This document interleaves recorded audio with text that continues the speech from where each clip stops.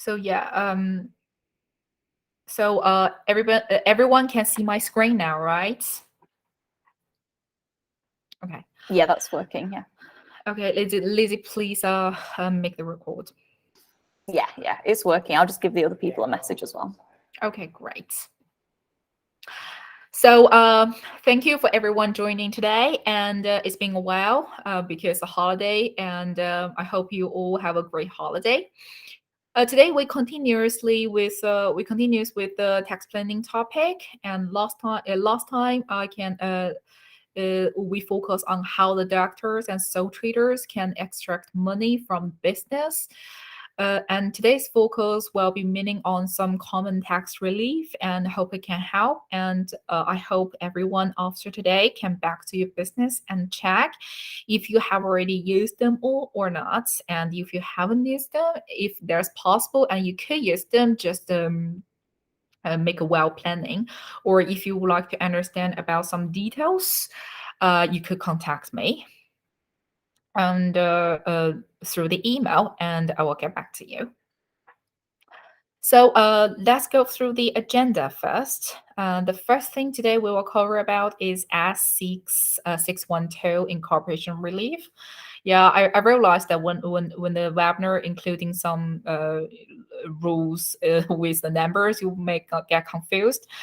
So this is something more actually the relief is more relevant to the sole trader and the partnership who might be looking to transfer the business into a limited structure.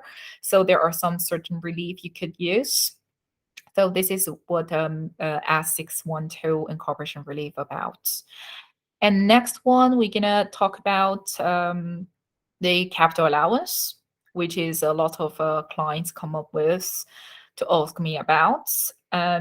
So this is spending money on capitals. Generally, there will be no deduction on profit and loss. But the reduction will go through the capital allowance. So there are some way that you can deduct this kind of the cost through from your corporation tax perspective. So this is very important as well.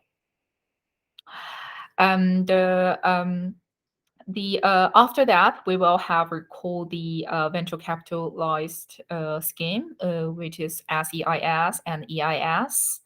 And this is meaning for the point of view of the investor rather than the company, but this kind of the scheme will make your company looks more attractive in front of the investors. Especially when they make the investment through this scheme, they will get a lot of tax relief. So the next one is the we're going to the employee. No, the next one will be the R&D relief.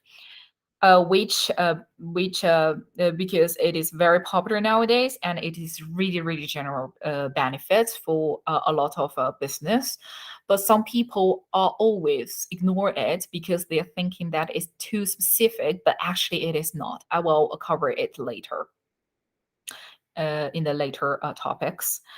And next one is the EMI, is employee share scheme. So if you got any business, even if it comes across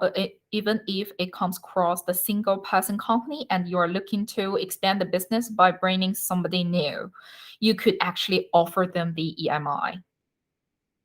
So this is a very good scheme which can benefit both the employees and the company at the same time. And the last one will be the bad relief. It is not bad relief, it's BAD relief.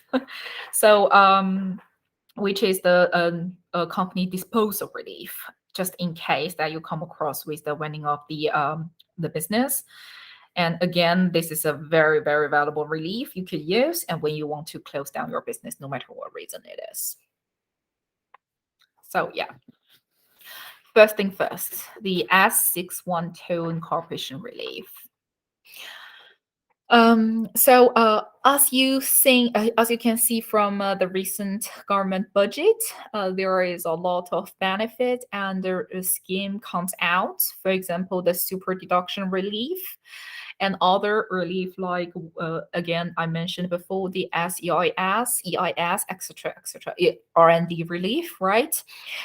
Those kind of the benefit and schemes are only fit for the limited company. Unfortunately, it is not for sole traders or partnership. So um, maybe some of the sole trader and partnership want to transfer to the limited company because they want to use this scheme. I'm not discussing about which structure is better or not, but if your turnover is more than 60 to 70,000 plus the benefits you could use, as I mentioned in the agenda, maybe limited company structure it could be more tax efficiency. So the other benefit of the limited company is it will be more transparency and less risk than a sole trader has, as it is limited liability. So the limited company has their own benefit compared with other structures. So so now maybe you want to transfer from sole trader or partnership to the limited company. So what you gonna do? So for any business who wants to transfer their business into a limited structure, usually what will happen is you will transfer all the asset into the limited by sell this asset as shares. And the business will continue like before in form of limited company and until the business want to be closed. So if there are any chargeable asset, for example, the business owner has a property or have some motor vehicle, etc., any asset. When you transfer to the company, is subjected to the capital gain tax.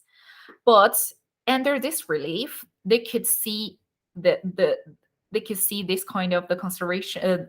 This they could see this kind of a transfer without receiving any considerations, because from the company because the company is a new startup and there's no money to pay the sole trader, but only for shares. So that is how the S612 relief comes into the picture. So it means that if the sole trader transfer all his business asset into the limited company in consideration for shares or partly in shares, then they can claim this relief. It means that you do not need to pay any capital gain tax.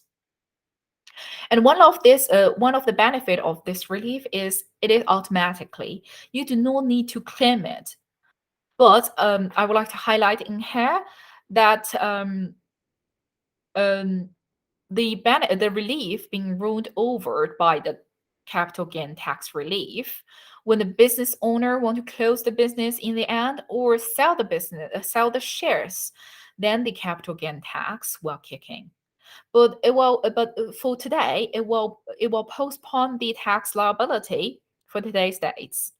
And this is especially benefit for some landlord if you have a rental business and would like to transfer the sole trader rental business into the limited company, means that having a company to be the property owner and generate all the turnover and expenditures through the company structure, this could really be a benefit because you can transfer the property into the company without paying any corporation gain tax.